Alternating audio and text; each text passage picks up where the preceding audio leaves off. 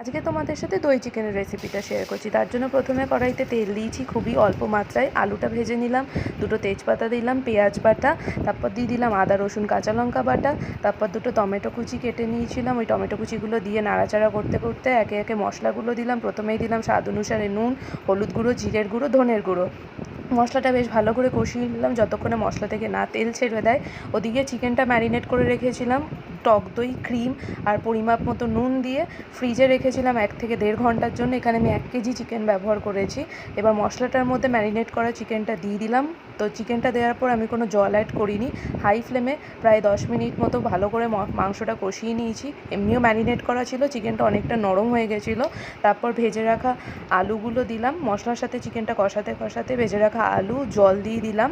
দিয়ে নামানোর আগে যখন দেখলাম চিকেনটা সেদ্ধ হয়ে গেছে, চিকেন মশলা দিলাম। ভিডিওটা ভালো লাগলে লাইক করো, সাবস্ক্রাইব করো।